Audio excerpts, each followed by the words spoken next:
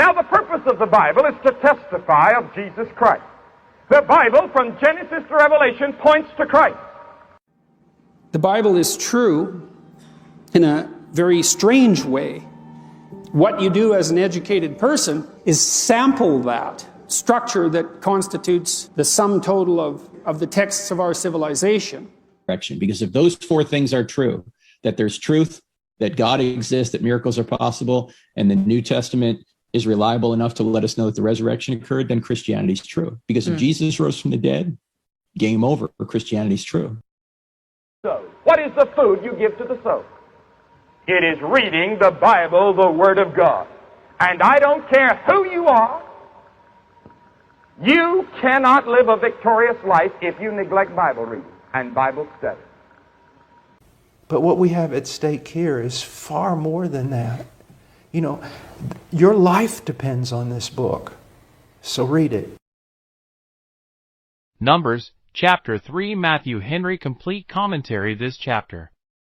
And the next are concerning the tribe of Levi, which was to be mustered, and marshaled by itself, and not in common with the other tribes, intimating the particular honor put upon them, and the particular duty and service required from them. The Levites are in this chapter considered, first, as attendants on, and assistants to, the priests in the temple service. And so we have an account, 1, of the priests themselves, verses 1 through 4, and their work, verse 10. 2, of the gift of the Levites to them, verses 5 through 9, in order to which they are mustered, verses 14 through 16, and the sum of them taken, verse 39.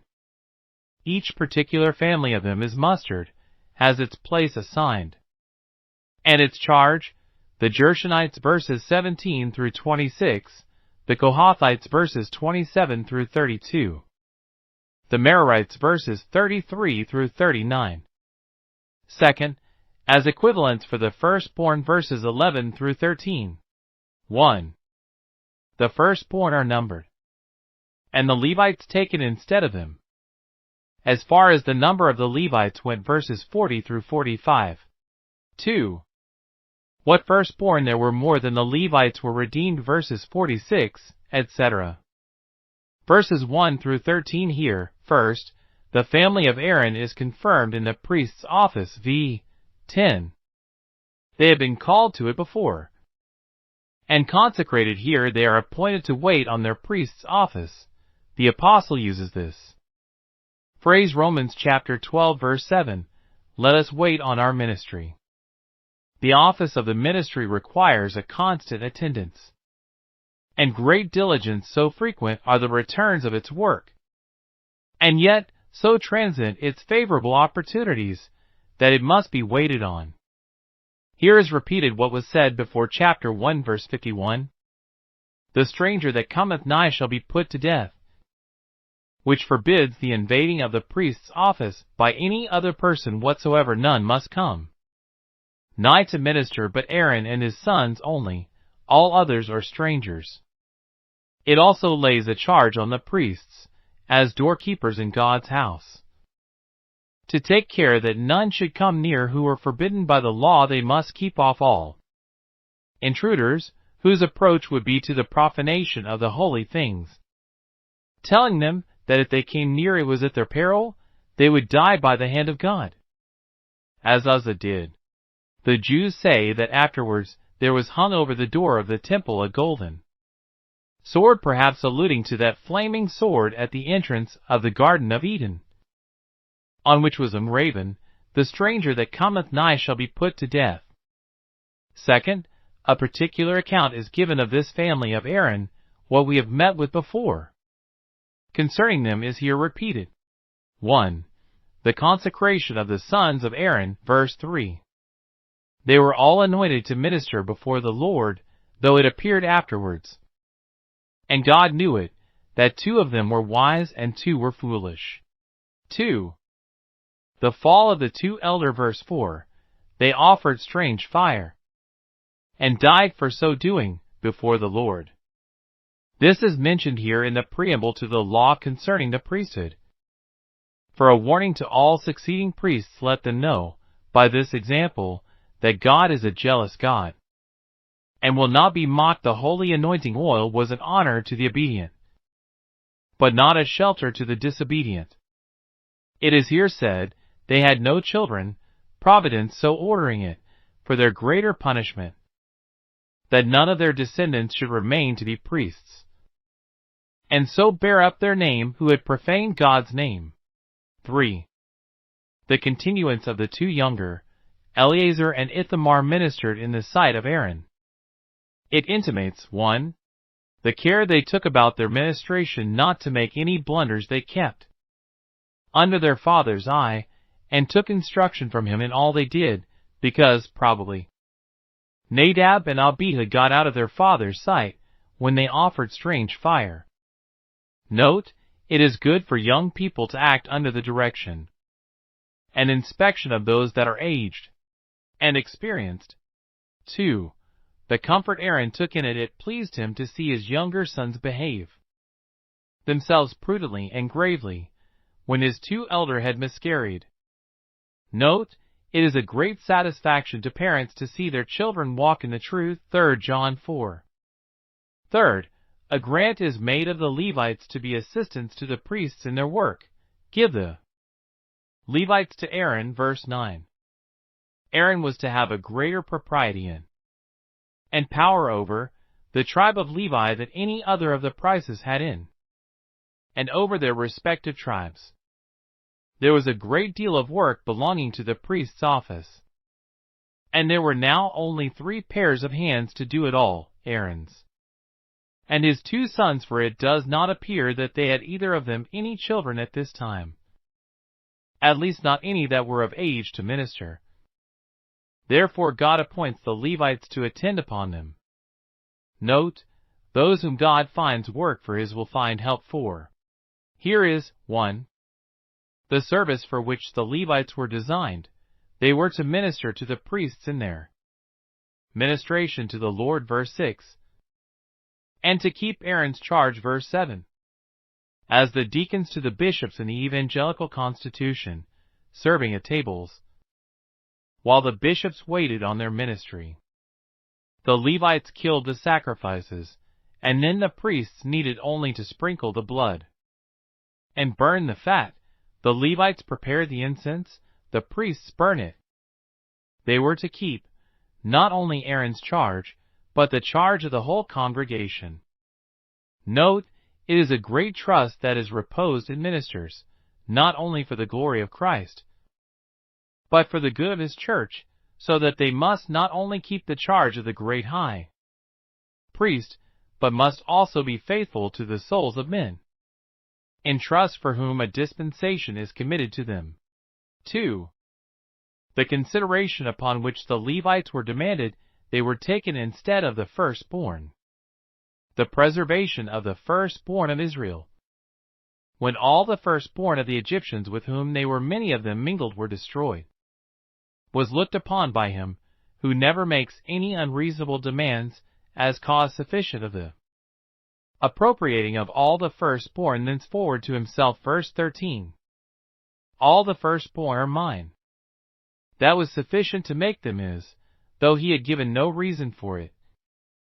For he is the sole fountain and Lord of all beings and powers, but because all obedience must flow from love, and acts of duty must be acts of gratitude. Before they were challenged into peculiar services, they were crowned with peculiar favors. Note, when he that made us saves us, we are thereby laid under further obligations to serve him and live to him.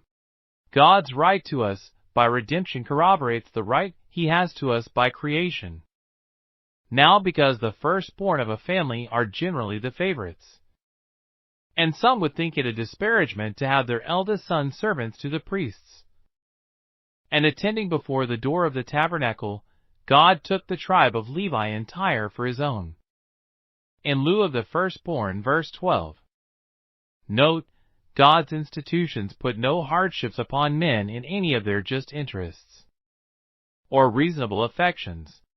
It was presumed that the Israelites would rather part with the Levites than with the firstborn, and therefore God graciously ordered the exchange, yet for us he spared not his own son. Verses 14 through 39, the Levites being granted to Aaron to minister to him.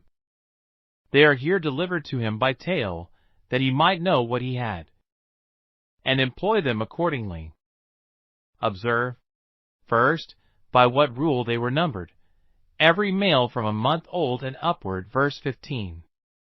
The rest of the tribes were numbered only from 20 years old and upwards, and of them those only that were able to go forth to war. But into the number of the Levites they must take in both infants and infirm, being exempted from the war.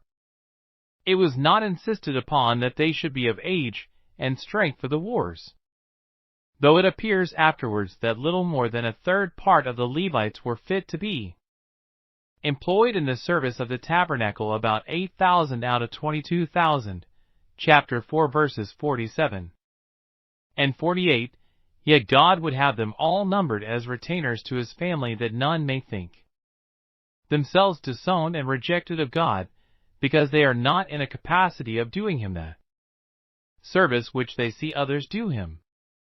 The Levites of a month old could not honor God and serve the tabernacle, as those that had grown up yet out of the mouths of babes and sucklings. The Levites' praise was perfected.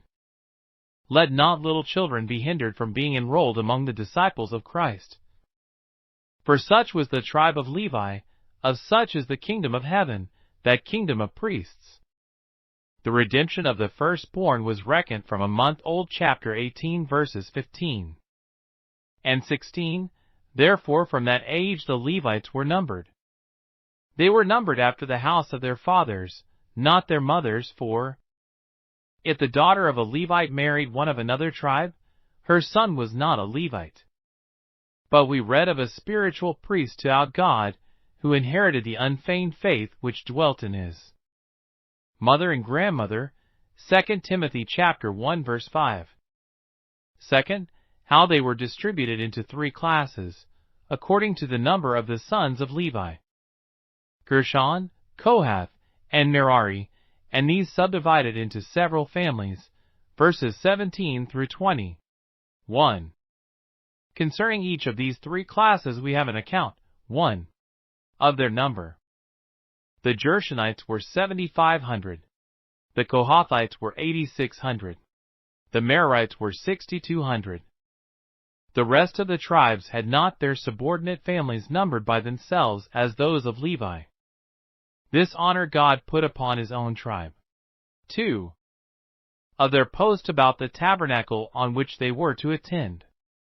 The Gershonites pitched behind the tabernacle, westward, verse 23. The Kohathites on the right hand, southward, verse 29. The Merarites on the left hand, northward, verse 35.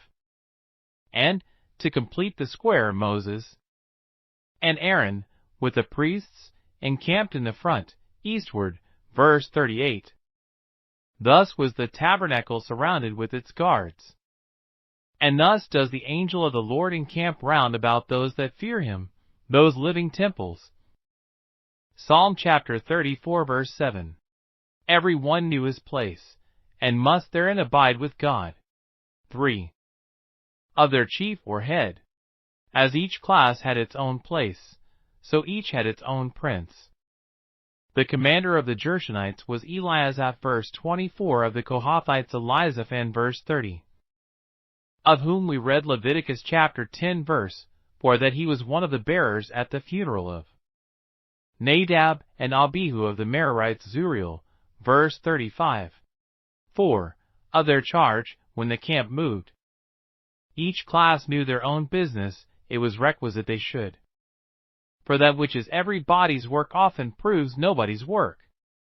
The Gershonites were charged with the custody and carriage of all the curtains and hangings and coverings of the tabernacle and court, verses 25 and 26. The Kohathites of all the furniture of the tabernacle, the ark, altar, table, etc. Verses 31 and 32. The Merarites of the heavy carriage, boards, bars, pillars, etc. Verses 36 and 37. 2. Here we may observe 1. That the Kohathites, though they were the second house, yet were preferred before the elder family of the Gershonites. Besides that Aaron and the priests were of that family, they were more numerous, and their post and charge more honorable, which probably was ordered to put an honor upon Moses, who was of that family. Yet, 2. The posterity of Moses were not at all dignified or privileged, but stood upon the level with other Levites, that it might appear he did not seek the advancement of his own family, nor to entail any honors upon it either in church or state. He that had honor enough himself coveted not to have his name shine by that borrowed light, but rather to have the Levites borrow honor from his name. Let none think contemptibly of the Levites, though inferior to the priests. For Moses himself thought it preferment enough for his sons to be Levites. Probably it was because the family of Moses were Levites only that in the title of this chapter, which is concerning that tribe, verse 1, Aaron is put before Moses. 3. The sum total of the numbers of this tribe. They are computed in all 22,000, verse 39. The sum of the particular families amounts to 300 more if this had been added to the sum total. The Levites, instead of being 273 fewer than the firstborn, as they were, verse 43, would have been 27 more, and so the balance would have fallen the other way. But it is supposed that the 300 which were struck off from the account when the exchange was to be made were the firstborn of the Levites themselves, born since their coming out of Egypt, which could not be put into the exchange, because they were already sanctified to God. But that which is especially observable here is that the tribe of Levi was by much the least of all the tribes. Note, God's part in the world is too often the smallest part. His chosen are comparatively a little flock.